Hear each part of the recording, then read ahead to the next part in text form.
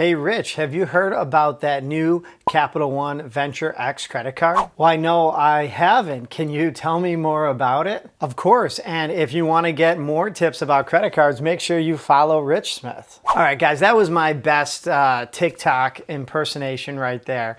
The new Capital One Venture X credit card is out. I'm curious if it truly is one of the best travel credit cards on the market. I'm going to lay down for you some of the not so obvious perks with this card and why I do think it might be something you're going to want to consider having in your wallet. So you're not going to want to miss this.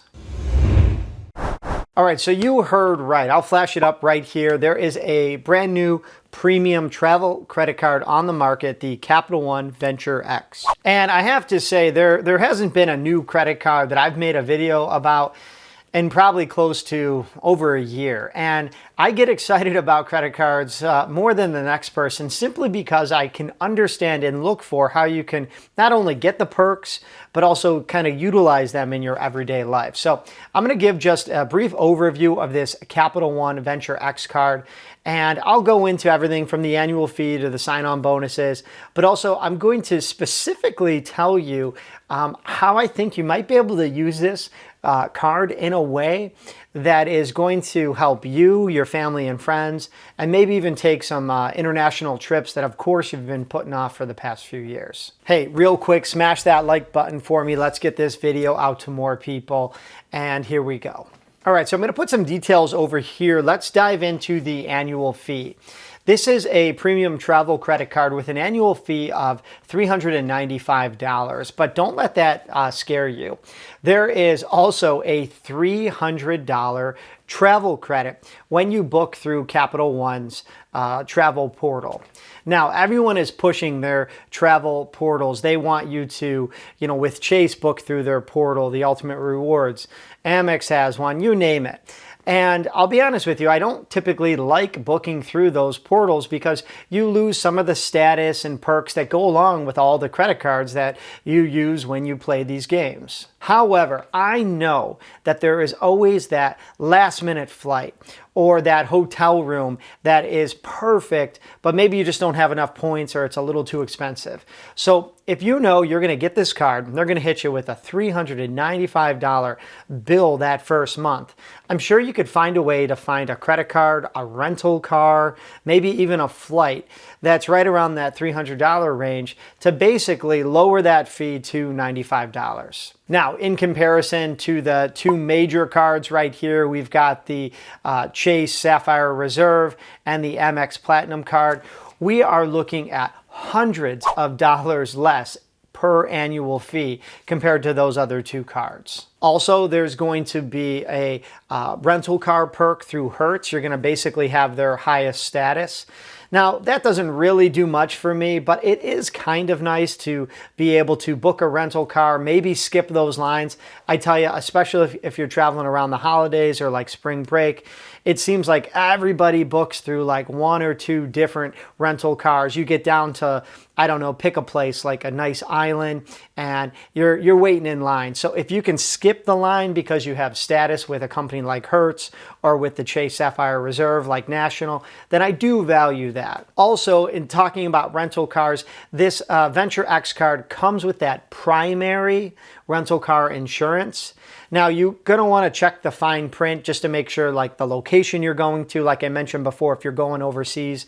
I think I checked in like something like Jamaica or like Ireland's not covered. But again, you check to make sure your location is if that's where you're going to be renting a car. So I want to say, if you do not like paying annual fees, you essentially are going to be paid money to have this card. Now, let's move on to the sign-up bonus.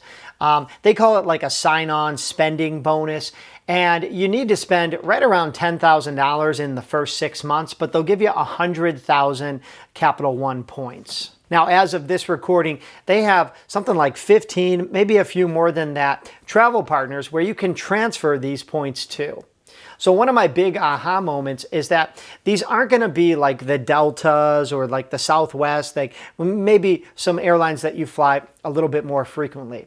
But they are going to be the ones that you might end up booking for that international trip. So I want to say right now, this is the perfect card for that European trip. If you're going to be paying airfare, maybe it's like Air Canada, Emirates. If you're going from like New York City to, let's say, like Rome, Milan, you're looking to fly somewhere central into Europe, you're going to be able to get a pretty nice seat, maybe even business class, first class, something like that, transferring that 100,000 points to one of these travel partners. So somebody like me, I'm thinking, hey, honey, 5-year, 10-year anniversary. Let's go take that Mediterranean cruise. We're going to need some airfare over there. Maybe we'll take like the nice flights and, go on an airline like Emirates, let's say. Now, typically, I wouldn't spend that many points on a trip like that. But if I have these banked over here with Capital One and I'm still maintaining my Chase points and my Amex points, that's going to be a pretty hefty like bank of points that I'm going to be able to transfer to a travel partner and hopefully take advantage of it for a nice European vacation. Now, next up is kind of like my other key thing in getting this card is that you can add up to 4 authorized users for free. So I have some relatives and, being that I'm the credit card guy, they have some of the same cards as me, but they hate paying annual fees. And you know that Chase is raising their annual fees, Amex is raising their annual fees. So what if I could add them as an authorized user?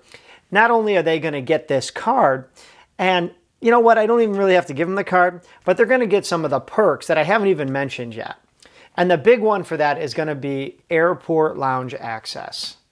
In our hometown, we have a Priority Pass lounge, and it's a really good idea to get there early, go pre-TSA, 5 minutes, skip the line basically. You don't have to take your shoes off, keep your laptop in your bag, and then go to the lounge. But most lounges don't allow like an unlimited amount of guests.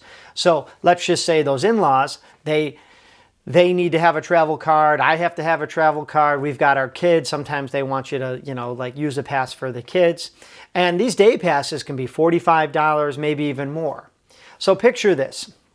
I get the card and I name my spouse as an authorized user, and I'll just pick like my mother-in-law.